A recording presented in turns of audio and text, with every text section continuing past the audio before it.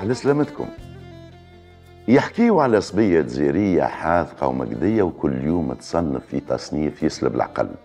وفي نهار من النهارات بوها قام بكري على الصباح قال لها: يا بنيتي أنا خدمتي في الدلالات ما بين الفنادق والوكالات، نهار كامل وأنا ندور وما فما باش ناكل، الدار بعيدة.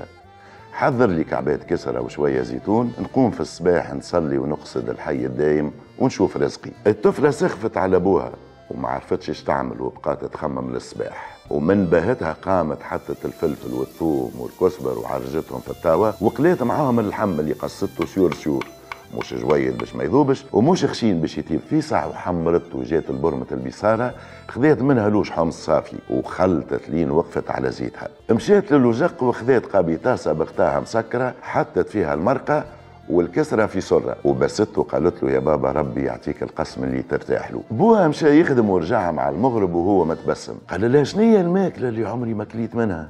كل واحد نعزمه وتعجبه ويسألني. قالت له: يا بابا هذيك شتيتا الشحم واللحم. البو روح من غدوة يضحك ونادى لبنته قال لها: يا بنيتي ما هم سألوني اليوم زادة ونسيت يا أخي، قلت لهم هذيك شتيت حتشتح في الكروانة درجين وتشبع الكرش نهارين. وقعدت الشتيت حتحكي على حذاقة الزمان ونبهت اللي يحب ويحب يود.